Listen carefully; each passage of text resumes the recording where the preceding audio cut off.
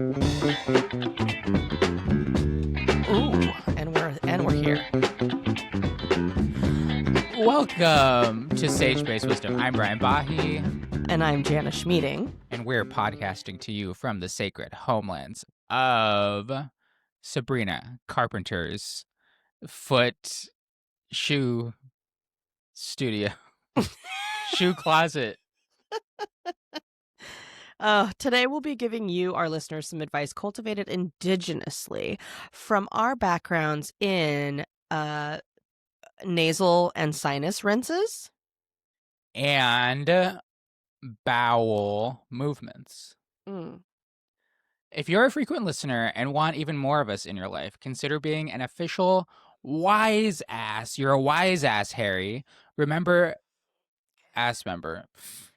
By going to sagebasedwisdom.supercast.com. We are having a special.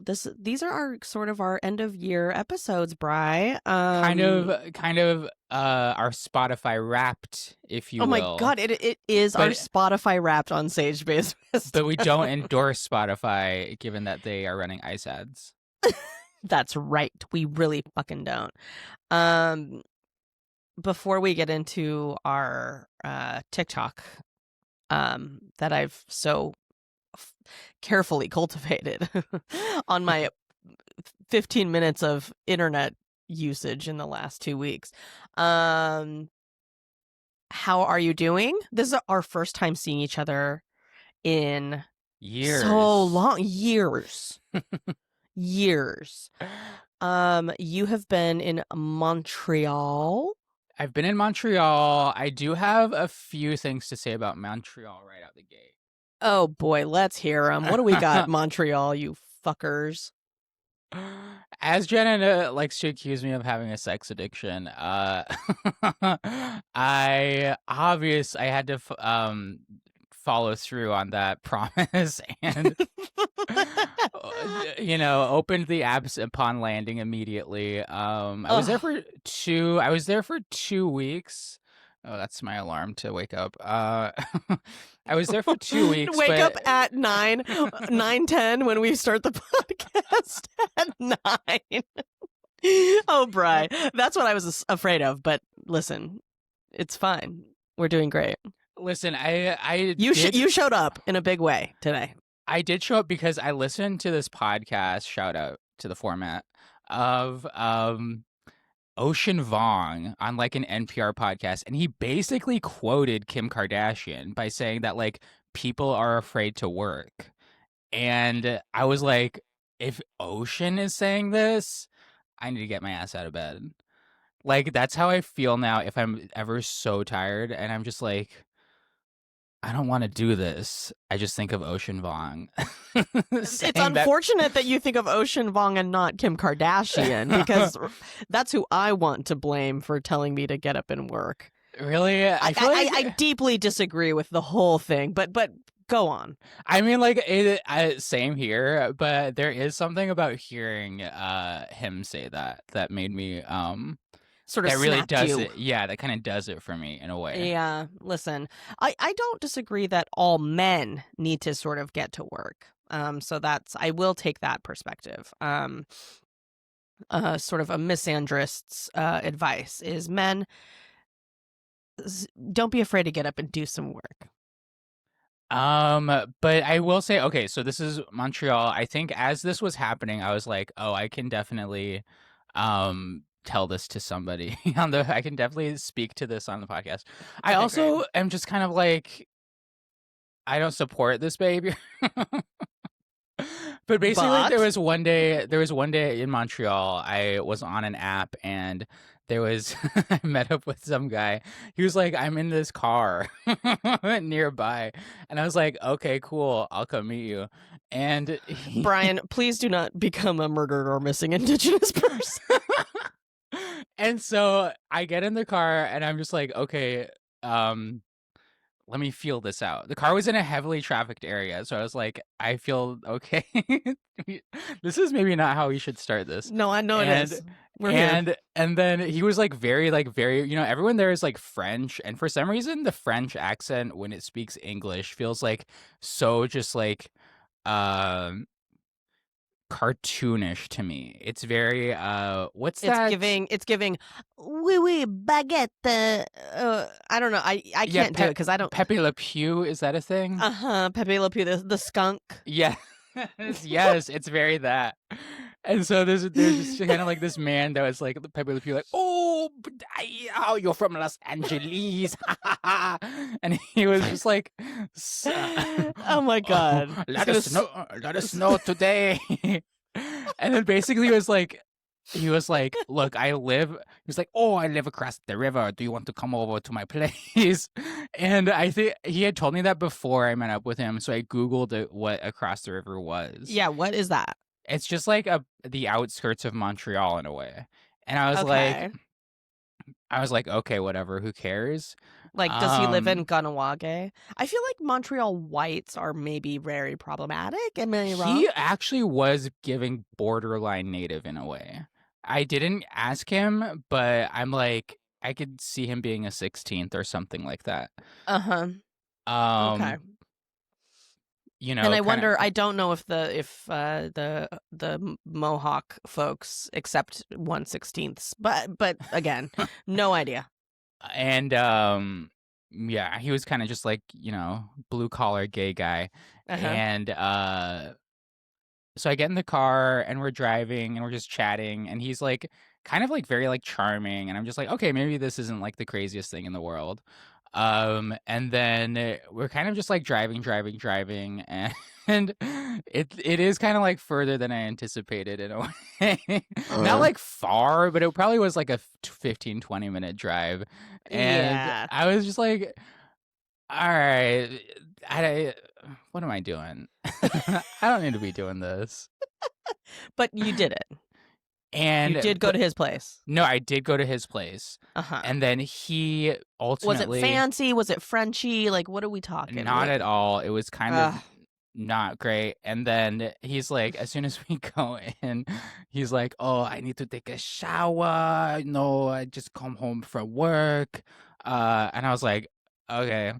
And ultimately, while he was in the shower, I got an Uber and just left. And you fucking ghosted. Nice. I messaged I'm kind of into that. I've done that before. I feel like I've been worried enough. In my head, I was just like going into this. I was like, I can leave whenever I want to. Yes. And so you absolutely can and should if you feel in any way uncomfortable. And I was just like, I don't need to be here. Good. I'm glad you left, Brian. Yeah. So if you're that's your that sacred guy, wisdom sort of that you're harnessing is, let me get out of this French's home, this French Canadian's home. Yeah. So if you're that guy and you're listening, I'm sorry. Let me ask you this. If his apartment or his home, was it a home? Apartment? How are like people living in Montreal? It was a home. Homes? Honestly, mostly apartments, I feel like. Yeah, it kind of, to me, it gives like New York City, but not in the same, like Toronto and Montreal. If his apartment or if his home was really nicely decorated and like sort of was like made it seem like he had his shit together, would you have stayed? I think I would have stayed longer because it was like messy and cluttered. Borderline hoarder vibes. Yeah, the vibe was like alarming. The vibe is actually alarming, and believe it or not, I have managed to fight an initial vibe of a place, and and haven't we all? And sometimes you do regret it, and you're just kind of like, oh. Yeah, I sort of, over the course of my years as a woman, have learned how to not fight the initial vibe. If the initial vibe is off, you must run with that. And let this be a lesson to men, harmless men who are out there giving off weird vibes. Listen, do your best to put the vibe, a strong vibe forward. In your apartment. Right at the jump, though. Actually, you're so right. Like, if men if guys just like had cultivated a vibe in their apartment of just like, this is a warm, inviting place for somebody to be, they would be cleaning up. 100%. Like the way that men right now in our culture have to do literally the bare fucking minimum to seem accessible, presentable, snaggable. Like the way that y'all gotta do nothing. Yeah. And still it seems quite challenging at times. In this guy's favor, he did have a lot of plants, which I thought was good. It's a good start. It's a good start, but a lot of plants in a cluttered apartment can Right. also give hoarder. Yeah. Yeah. I still have plants to bring over to your apartment, Bri, by the way. Okay. I know I we're don't sitting have in your home's library at this moment. I honestly, now that I'm like actually like fully moved in, I don't have a lot of space, but if they're small, I can They are small and they're hangable, so you can hang them by sort interesting. of the ceiling. And It's if a you plot find development. if you find some places that are near windows that are nice and Yeah, that is also the bad thing about this place is it doesn't get a ton of natural sunlight during the day, especially during the winter. It's yeah, tough, but we can figure it's doable. it's doable. Yeah.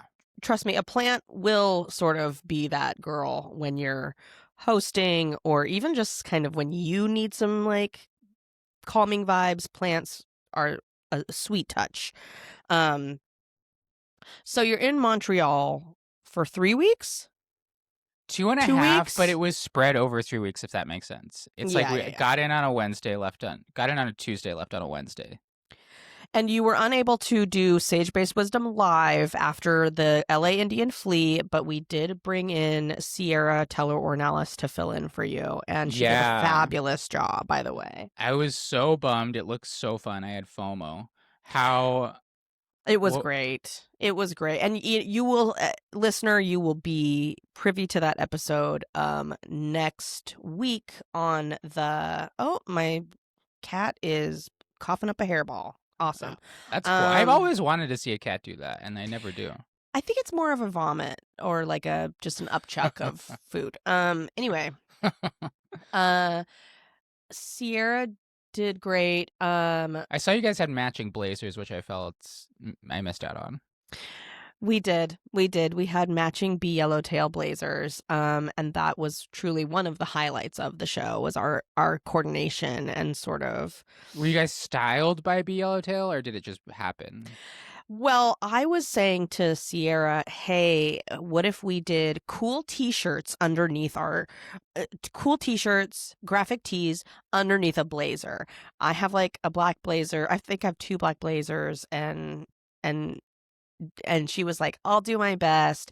She was like, honestly, one of the only blazers I have is the black velvet bee yellowtail blazer with the ribbon sleeves. And I said, do you? Because I have that same blazer. And it's a slightly long on me because I'm a short girl, but I'm a short queen. I'm a short king. And so it fits perfectly on Sierra, but on me it looks a little bit like I'm wearing my dad's coat. But we decided to just be twins, and that is, just why we can be so funny together. But yes, that episode will come out next week for it'll be our holiday episode. Is it our Christmas holiday episode? It's not a episode. wise ass. It's going to be full for the masses.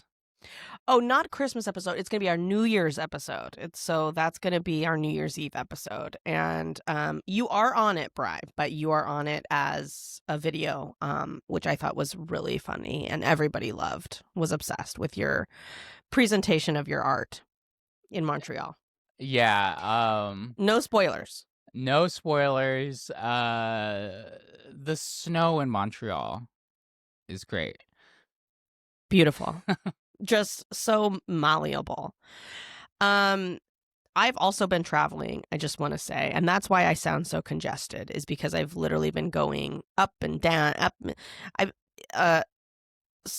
a friend of mine drew a map for me of like where I've been going, and it was very funny. It looked bad. Where did you go? Can you say? Yeah, I was in, let's see, for Thanksgiving, went to Oregon with Steve. That was really fun. Came back, went to Chicago.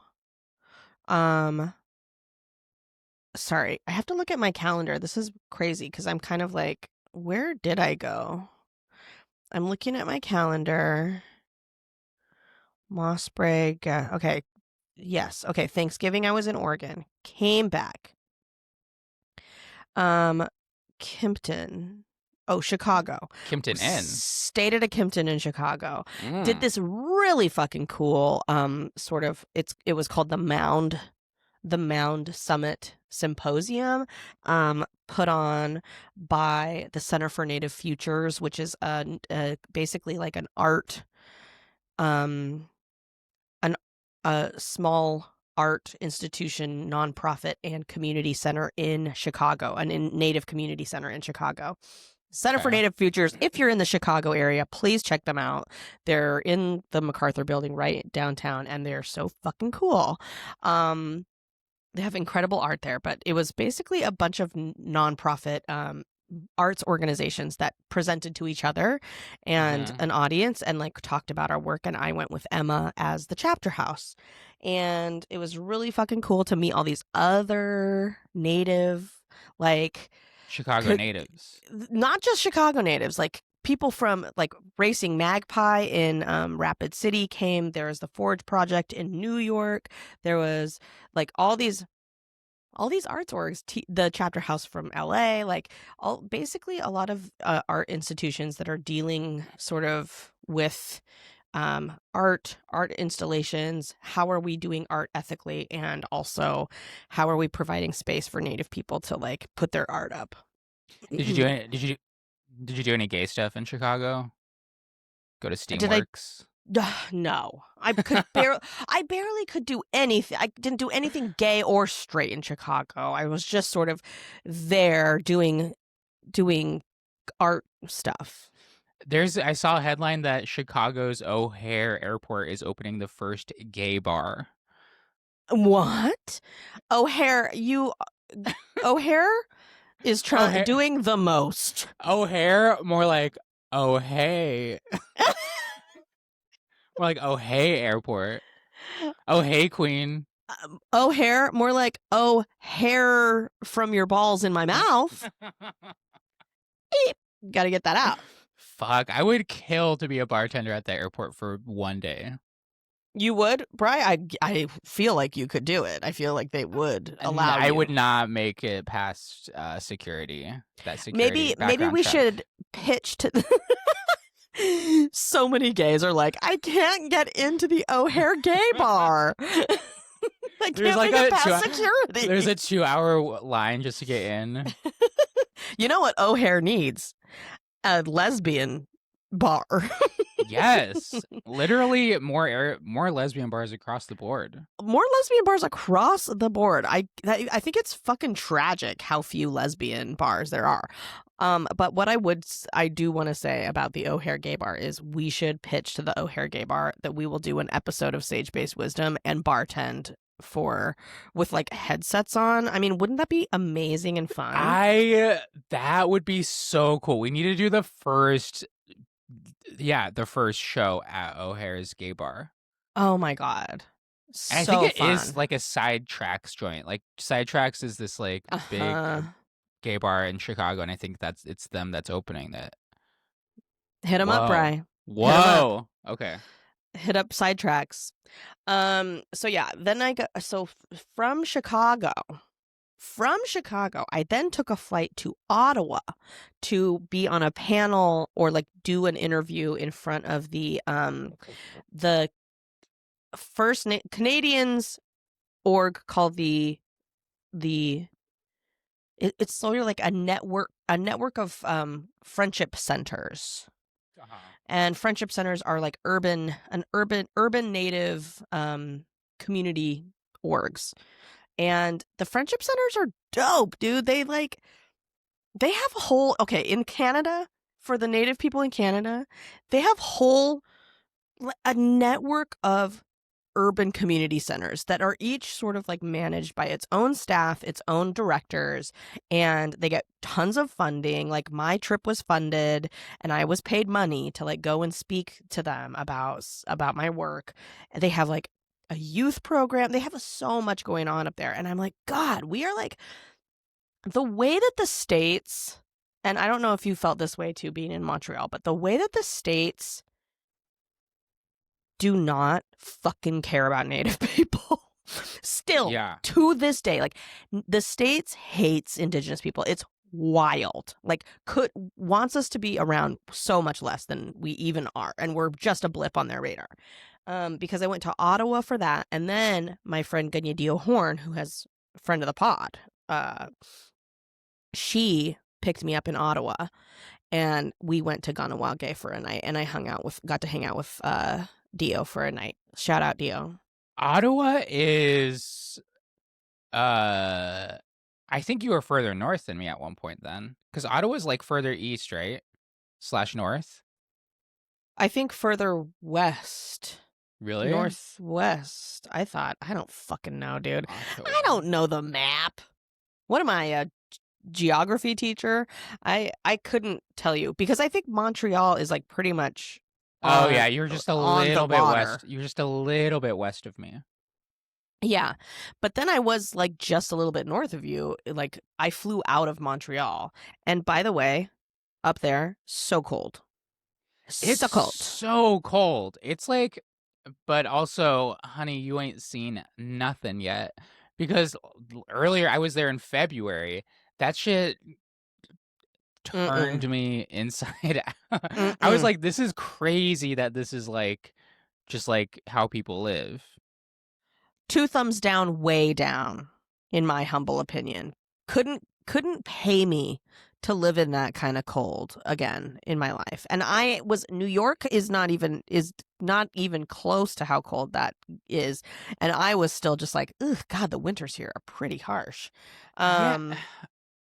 It is kind of like, what does that do to a person if you just grew up in that? It's like, holy shit. Because also being at Ganyadio's house on the res in Ganawage, I was like, they just hang out inside. Yeah. That's what you do, is you fucking hang. It's indoor culture. And one thing I grew up in indoor culture because Oregon is very rainy. And so but people in Oregon are playing like soccer in the rain and football in the rain and just like being outside and like hiking and doing rugged ass shit out in the rain. And I'm like, couldn't be me.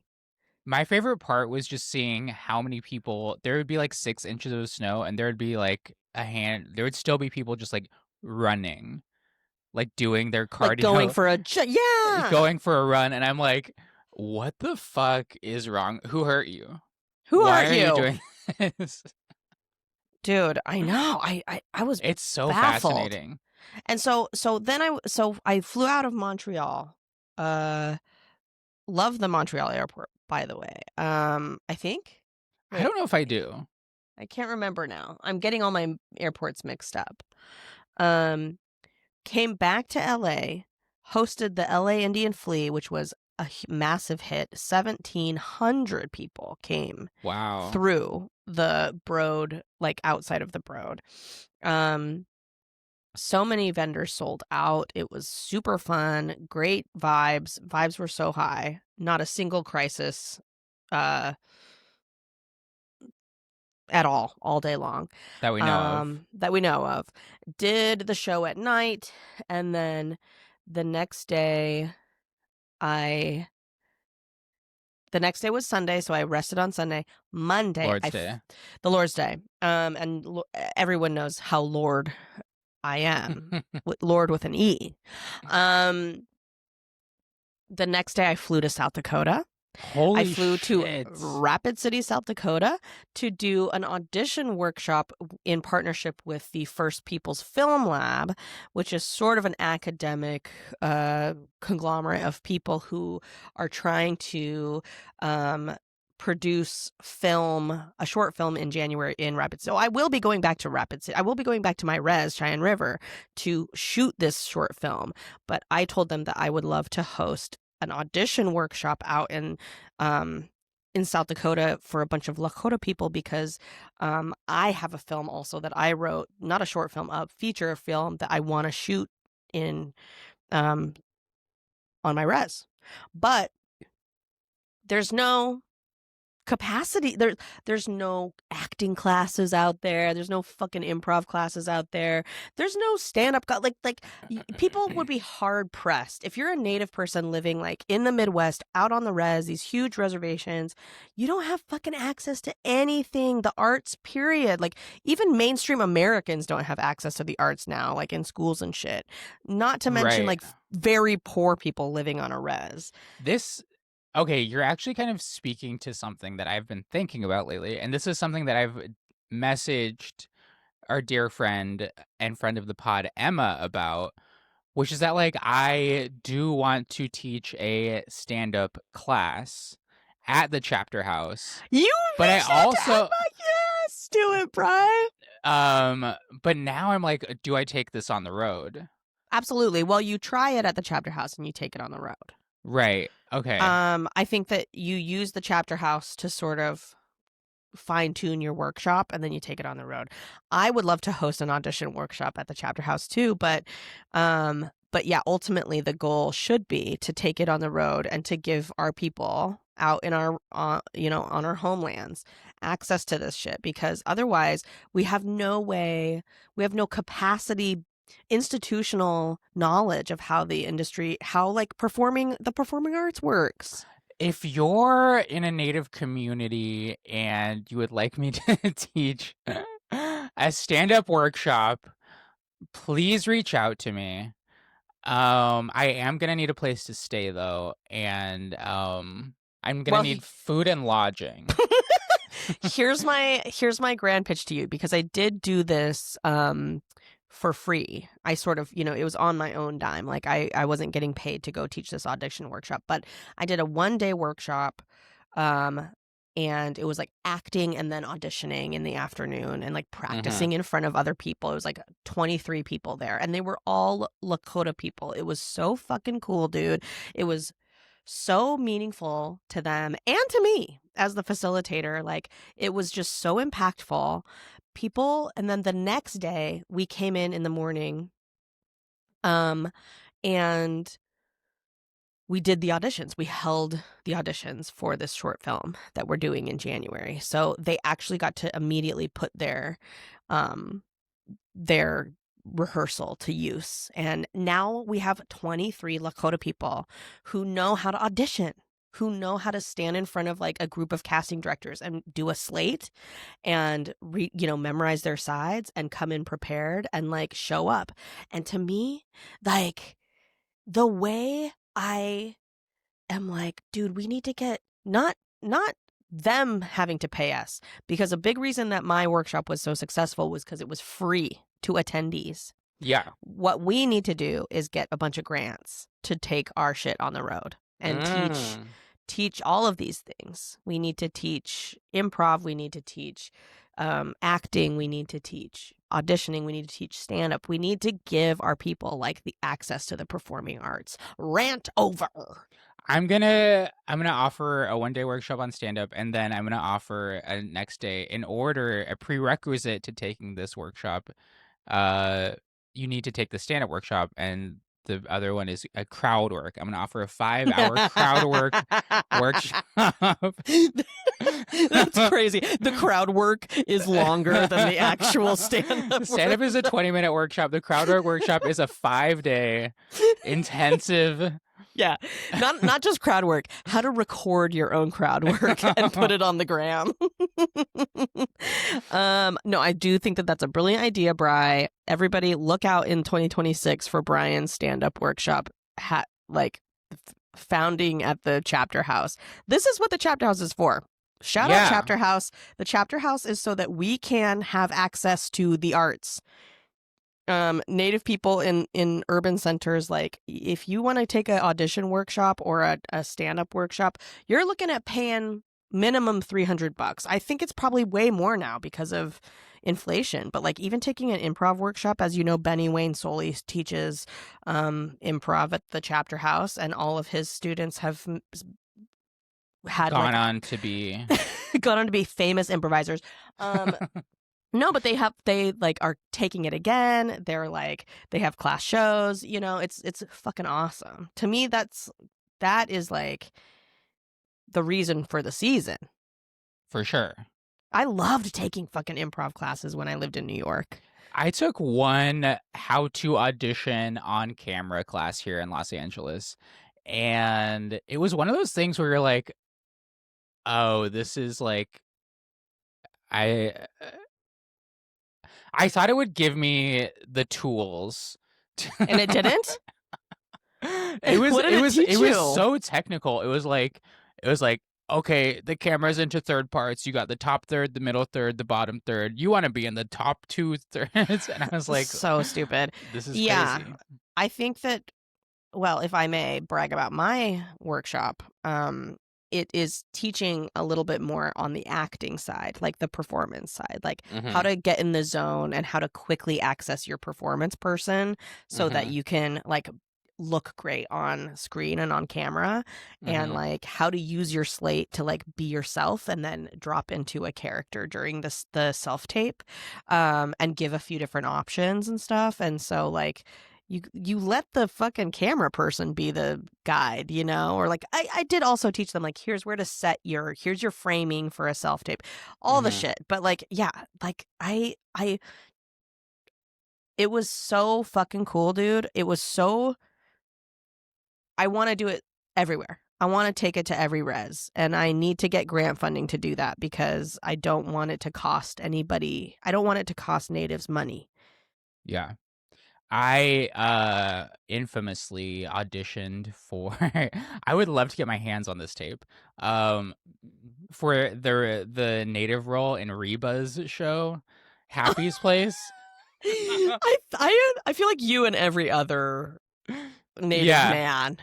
But it was, I think this like audition it was like truly like I think 3 or 4 days after my dad's funeral, and so I just went into like this Warner Brothers lot, and there was truly like 16 executives there and like a huge camera, and I and I like literally, they're like, okay, action, and I truly was like, line. And then every line of dialogue, I had to ask for the line. I was like, line. And I just saw their faces, like they were like so like, you know, like happy or whatever. Their faces just like immediately slowly turned to frowns. And then they were like, hey man, great job. Good to see you. Good to meet you. And you were like, and likewise. That's fucking hairy. I mean, I've told this story many times before, but my second screen test for Rutherford Falls, so I had to do an initial screen test with Ed Helms for Rutherford, and then they were like, we don't know if you can do drama. Like, we see a lot of comedy samples on the internet of you, but we don't know if you could do drama. And I was like, okay, well, and then they were like, we want to have you back in for a second screen test. And so on the way to my second screen test, I crashed my car on the 134 going from Glendale to fucking Burbank, and I totaled it. Whoa. I abandoned it on the highway, and I called Sierra and I said, girl, I just got into a fucking collision with the wall on 134, and I need you to come pick me up so we can make it to the audition. I am fine. Here's how it went. I'm driving. I'm going pretty slow, 15 miles per hour because it's heavy traffic. It's the first rain of the year. So it had just rained the night before. Also, I was driving a 2004 Ford Escape. The tires are as bald as a flap of salami. Just salami skin tires. Not the bald tires. Bald tires. Yeah, those Jason Statham tires. Firestone 100%. presents the Jason Statham edition. You want to skate around on that wet ground? Get yourself the Jason Statham specials. So yeah, I hit my brakes. I hit my brakes because I saw up ahead, like a while ahead, I saw people braking, and so I tapped my brakes. They locked up, and I went and I skidded around, fishtailed around. Somehow, instead of ramming into the car in front of me, thank God, I turned and rammed into the wall on the side, and I hit no other cars. Whoa. And crunched the front of my car. My airbags exploded in my face, and by the way, as I was careening toward the wall, I said to myself out loud, "Fuck." I actually audibly said, "Oh fuck." Fuck. Did you have any like life flashing before your eyes, or was it just kind of like It was audition flashing before my eyes. It was audition flashing before my eyes because I checked my body as soon as I was stopped. I checked my body. I was like, okay, yeah, nothing, no pain, no nothing. Because also, when you crash a car, I don't know if you've ever crashed a car or been in an accident, like the adrenaline. couldn't be me. The adrenaline is so fucking intense. I bet, yeah. That it just like the whole body is like numb. I'm just you got out of the car and then you just lifted it over your head. Truly, I could have. I felt my body, didn't feel anything broken, little bit of soreness in my abdomen. Later, had such an intense bruise across my abdomen from the seatbelt. Fuck. It was so weird. I hear the seatbelt really gets you. It really gets you. And I'm also like, are seatbelts actually I think up to designed at a certain well? point, they are more harmful. I kind of agree. I was like, if it would have been if I would have been going any faster, it could have like disrupted my internal orgs. But anyway, called immediately. The first phone call I made was to Sierra, and I go, I just got into a car accident. I need you to pick me up. And she was like, oh, are you okay? I was like, I'm fine. Just come and pick me up, because I knew that she was coming from the Glendale 134 over to Burbank. So she was at the Galleria. Yes, she lives at the Galleria. Actually, she has one of those apartments above the Americana. The Americana. Oh, God. And so she came and picked me up, and I was waiting for the cops. Were such fucking pricks. I called the sheriff and the highway patrol, and they came and they were like, "Have you tried to start it back up?" And I go, "Yeah, it's not starting." And they were like, "Give me the keys, let me try." I was like, "It's not starting, you fucking loser." And then he was like, "Yeah, you were right, didn't start." And they were sort of like, "All right, well, we're gonna get a tow truck out here, and we're gonna tow you up into sort of Burbank, that Whole Foods that's like off the 134, kind of in the Burbank." I don't know names of highways. Okay. Wow. I refuse to learn crazy. the names of highways, no matter where I am. Okay, copy that. I go by landmarks. The well, that's old why I way. said Whole Foods in Burbank. That's how I know I'm native, because I'm like, okay, give me the landmark though. Describe the tree that it's near. They said that they were going to pull it up near the Whole Foods, and I was like, okay, cool, sounds good. Sierra, we're waiting. Time's a ticking. We're standing on the side of the highway, being like, fuck, when's the fucking thing gonna get here? So I tell the guys, I was like, I'm gonna meet you up there. I'm gonna get in Sierra's car, and we're gonna meet you up there. So we go up there. We're waiting again, and Sierra's like, we really gotta go. And I'm like, let's just fucking go. We're abandoning this my towed vehicle. We'll let them handle it. They were calling me as we zoomed all the way down to Universal. We smudged with some sage that Sierra had in her car, and we ran in, and I was getting phone calls from the fucking highway patrol the entire audition, because they were like, where are you? We have your car. I couldn't find it for like 2 weeks, by the way. I think that they were mad at me, and so they like sent my car to like some random towing company. Mm-hmm. And then I actually fucking killed my audition. Like, I kind of fucking slayed. And part of it was because I was so prepared, but another part of it was the adrenaline. The I'm sure. adrenaline I bet the was adrenaline was real. it was like it was giving The Show Must Go On in Yeah. such a theatery fucking way that like my brain, because I had like done so much theater and like performance through being sick, through being nervous, through being whatever the case, my brain like literally took the adrenaline and like switched into gear and was just like fucking nailed it. And then after the audition, Sierra announced to the whole room of like NBC Peacock execs and was like, Jana just got into a head-on collision and totaled her car. And then Morgan Sackett, shout out, uh, our EP our king. extraordinaire, our king. Kind of my king. He was like, here's a phone number to a like a repair shop that you can take your car to and they'll do it. like he was like, I'm going to call you a car right now to get home. He was so good. You want to know, I don't know if this is possible, but I'm going to try to find this clip because this ultimately is giving advice of the week in a way, which I think is Ocean Vuong on this podcast this NPR podcast. Him being like, people are afraid to work. And I think you were giving The Show Must Go On. Let's get to work. Yes.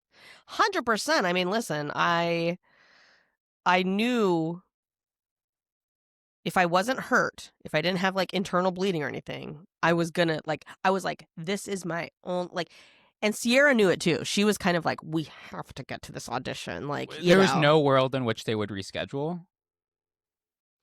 Just because everybody was in person at that time.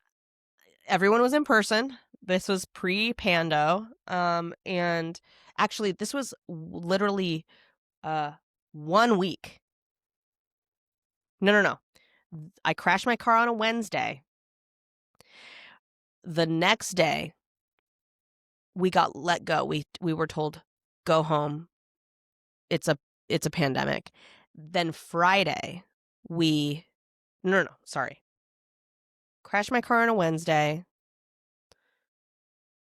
No, Thursday. I think I'm correct. Thursday, it's go home. We're in a pandemic. Friday, I get a FaceTime from Sierra saying I got the part on Rutherford Falls. It was a wild week. Saturday, CDC said shelter in place. Saturday, sort of shelter in place. Monday, I have a bunch of movers come to my apartment, and I'm so terrified that I'm going to die of COVID-19 because I'm having random strange movers touching my boxes that need to be washed all of a sudden. Like, I was like, well, if the car crash didn't take me out, I guess COVID is. Because, you know, those early days were fucking insane. Those early days were so insane because it felt like one of those things that was like, if I get near somebody, I'm going to get COVID. Right. If I touch the same surface that someone has just touched, and it doesn't even matter if they have COVID or not, like just the act of like sharing skin cells is going to give us all deathly COVID. Yeah, I do remember those early days. I think I was with some friends in New York, and we had a mutual friend who I think was like sick with all of the symptoms of COVID. And so he was like staying inside his apartment, but they were going to like drop off like some food for him or something. And I I went with them to his place, but I stayed across the street because I was just like, they're going to get it if they get too close. Even though he's not meeting them or anything, I'm like, they're getting on his doorstep or whatever, and that's probably how they're going to catch it. Yeah. Not me. I'm across the street. Yeah. So that's the story of my the most terrifying audition that I've ever had, but also sort of a sleigh in a weird way. Yeah. I do want to say, speaking to our Spotify Wrapped component, our number 1 episode of the year. Do you want to take a guess of who it was? Oh my God! Wait, how do you have this pulled up? I'm dead. I'm gagged. I'm gagged, Good. if you will. Good. Gagged the Boots house down. What? Okay, let me guess. Most listened to episode. I almost want to say Dallas Goldtooth. That was last year. Oh. That was 2024, honey. Okay. This year I want to say fuck, Amber Midthunder. Close. Very close. What is it? I think she was number 2, actually. But coming in, number 1. Oh. Let me read the name of it, actually. It's giving.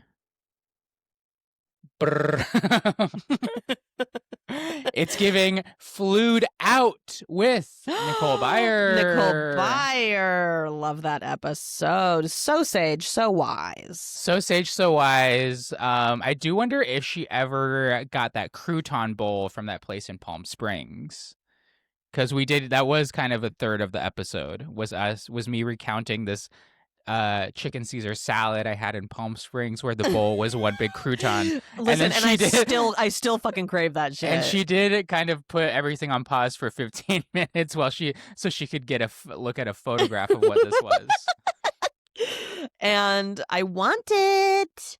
I really feel like, you know, Bri, I feel like we had a great year, sort of just to like cling onto this Spotify wrapped vibe that we're giving. I feel like we had we had like a few Sage Based Wisdom live shows this year. Mm-hmm. We did some really fun we had a really good one that our illustrious producer John dropped the ball on and didn't record. We did, and it was such a good show. You guys really missed out. Yeah, it was good. We had JK. Astrologist Cameron Farmer on that episode, which was great. Oh my gosh. And the way that I went quickly to Cameron and I said, "Can I please get a another reading just for me?" And if those of you who have not yet reached out and gotten a star chart reading from Cameron Farmer, highly recommend. Every episode that we've done this year, I feel like I have recommendations from them, and Nicole's is I guess the recommendation from Nicole is sort of the Caesar salad. Yeah, and taking a look at where we began this year, episode 21, it's giving bonjour, bonjour, bonjour with Sterling Harjo. Bonjour, bonjour, bonjour, bonjour, bonjour. And look at us now, fully different people. God, we've grown so much. We've done too much traveling this year. Too much traveling. I am fully, as promised, a truck guy now, and just driving this Dodge truck around Los Angeles, I do feel like it was the wrong decision because it's so fucking big. Every time I get in it, I'm like, what am I doing? Brian, I need to see you before you go to Phoenix. Like, we need to have a hang. Please, I need to have a hang because I got to ride in this truck. No, I want to ride in the truck. I want to bounce around. Hop in the bed. I want my big old fake titties just like I don't have fake titties. I have fake titties in a way that they're smaller than they actually naturally would be. That's how I'm faking.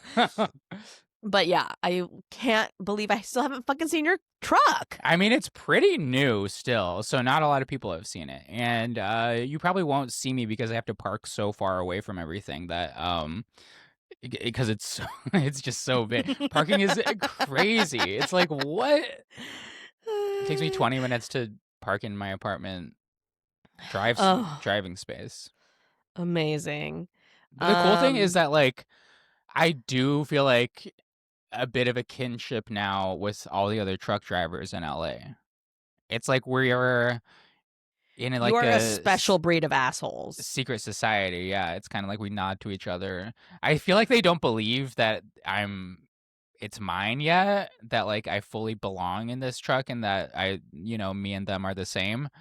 But I think it's well, working. Here's what I will say is that it's also giving Navajo because now you and Emma and Asa, her husband, are sort of the two people that I know. I wonder if Blake Pickens has a pickup. You think Blake drives a pickup? It's interesting. I'm I gonna feel like say he would if he were in no. Oklahoma, but like it's He probably would if he was in Oklahoma. I'm gonna say no now, based on. I don't think he has a car because every time I see him, he's waiting to get picked up. Pickens, Pickens up. Pick up Pickens. Sorry That's to what his clown name on. is. Sorry to clown on Pickup Pickens. That's how he got his name. Oh His my family. He God. comes from a long line of people waiting to get picked up. That's how he got his sacred native name, Pickens. Yeah. Slim Pickens. I do think that we need to have Blake Pickens on the pod. Yeah, I love Blake. But yeah, you guys are the only truck drivers that I know, and big trucks. Like Emma and Aza's pickup is also pretty big, and they just fucking they just like grind around in LA in that thing. And they just got a new car, and it's also a pickup. Whoa, It's like they have a two smaller pickups? pickup. They have 2 pickups in LA, dog. That's excessive. I know. I was like, you guys should get a RAV4, like something indoors. But listen, they just haul their kids around. Their 2 kids That's pretty around badass, in though. 2 pickups. I know. It's rugged. That's what I'm saying. It's very Navajo. Do you have is there anything, any piece of advice that we've mentioned on the pod this year that you found particularly resonant with you in any way? And it could have been an advice of the week, or it could have just been something a guest said at one point. Oh, you know what? I here's what. I have to look at my episodes cuz this is really hard for me. I feel like I get sort of, because I like listen to so many podcasts, I get confused as to what what we've talked about. Mhm. What do I God, so much, so much. I feel like I take away something from every single episode. Um and I don't know. I can't think of anything. Right. Oh, you know what I do want to say? The episode with Vanessa Gonzalez, episode 49, it's giving Chingona. Like the way that Vanessa Gonzalez like encouraged us to be Chingonas and just to kind of, there's a heavy vibe this year throughout our podcast that I feel like I'm perpetuating, but also I'm receiving from other people, which is be a stupid bitch. Just sort of be a dumb bitch in 2026 vibes, you know, like fuck everything. Like show care for your community, but like personally, like just like stand in your bitchy self. And after traveling around and around and sort of doing some community service toward the end of the year, and you know, a lot of community service this year on my part, which I love to do, but like also being sort of like personally and financially a little bit strapped this year because the industry is collapsing under the AI bubble and the monopolization that's happening. Nobody has jobs. It just feels a little bit like, you know, I'm not going to question my bitchiness anymore. I am, my opinions are correct. My opinions about shit are actually correct. And so I feel strongly that I'm sort of just going to kind of in 2026, like I'm going to have firmer boundaries with my time. I don't want to fucking get sick a million times like I did this year. I want to be comfortable in my bitchiness. That's Does great. that make sense? Yeah, it does. And I support it. I know you do. And that's like what I feel like I've learned is that I think a messy woman who doesn't give a fuck and is like okay not being like excellent all the time, that is the woman that I am going to aspire to in 2026.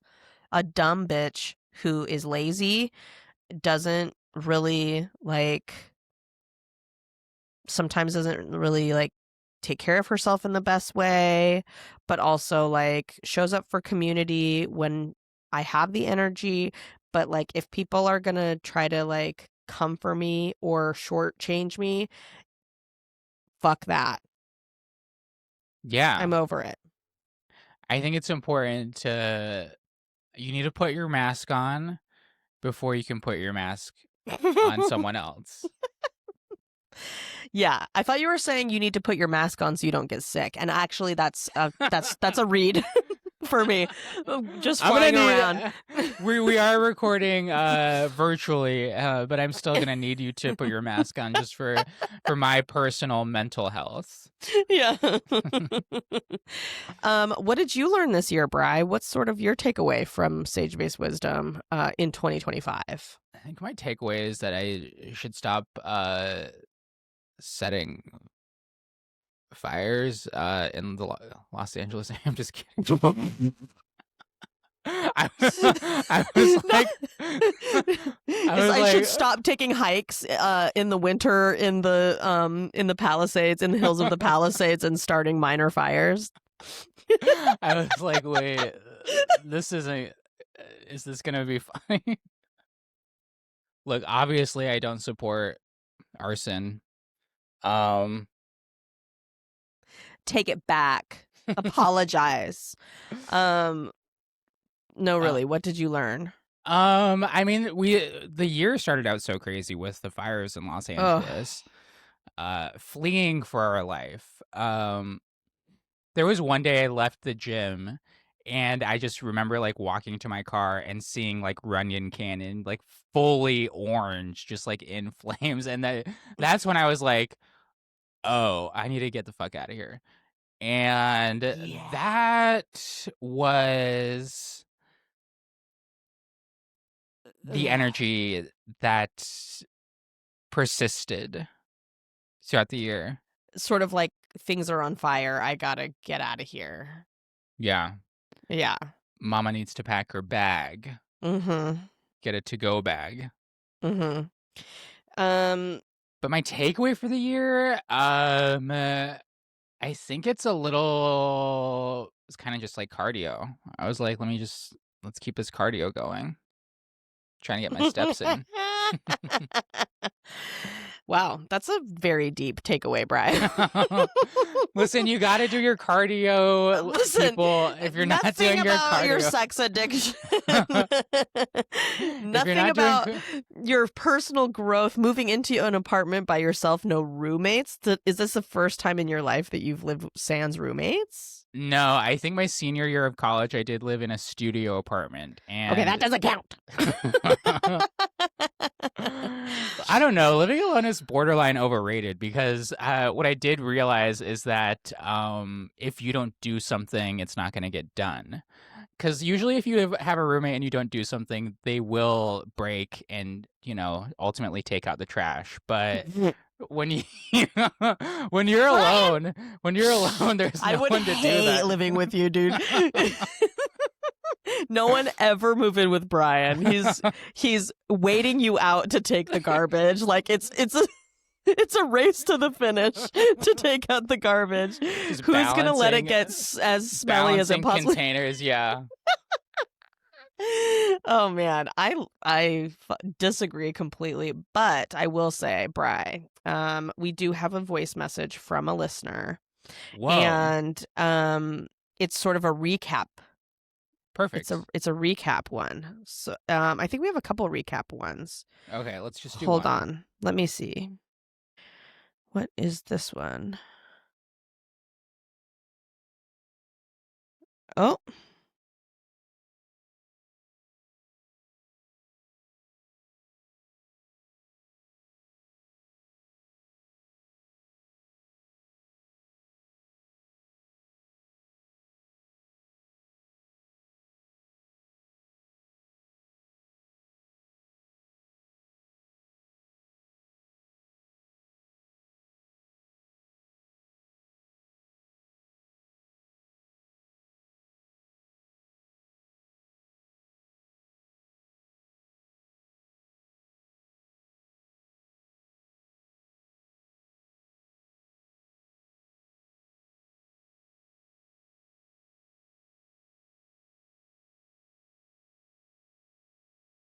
Are you looking for it, or is it just not playing?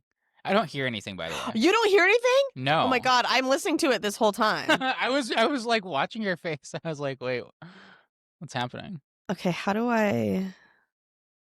You can maybe send it to me Okay, I'm if gonna possible. download it and see Okay. if that is what works. Okay.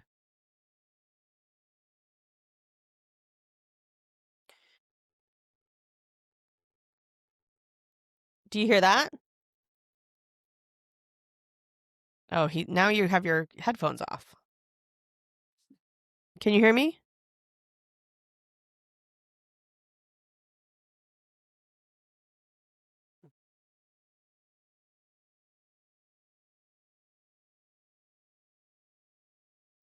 Hear it. Hi, Brian and Jana. This is Isabel. Yeah. I just sent in the question about the hemorrhoids, and I had to because you guys are asking for more callers in and the hemorrhoids be coming in. Um, Thank you guys so much for doing the podcast. I've been listening since the beginning. I think it's awesome. I have a comment for you. I hear your guys's, I believe it's producer, giggling in the back, and sometimes there's some sidebar conversation, and I'm curious of like, why doesn't he have a mic? You know, is that would be some fun sidebar to hear.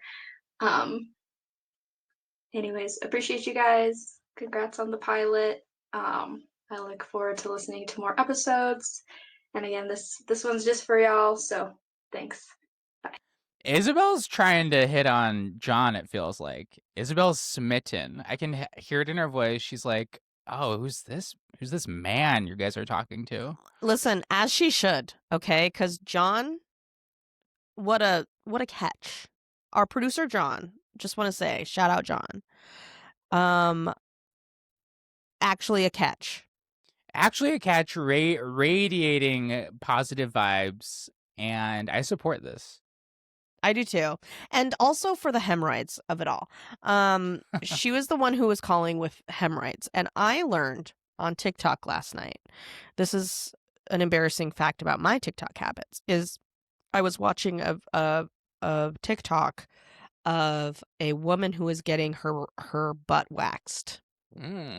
And the angle was interesting because you could see her face and also her side, but not her butt, obviously, not her butthole. But she was like, she was asking her waxer, do you ever have people with, do you ever have women who come in with hemorrhoids and you have to wax them? And she was like, and the woman was like, or the waxer was like, actually, did you know that 9 out of 10 women have hemorrhoids? 9 out of 10 women. But, aren't hemorrhoids, they come and go, right? They're never persistent. Yeah. They can, yeah, but like I feel like as women we're not talking about the scourge of hemorrhoids that we're facing in our lives. Yeah, I think a lot more people have hemorrhoids than you would think. I think if you look to your person to your left, look to the person to your right, if one of them doesn't have hemorrhoids, it's you. Right. I agree.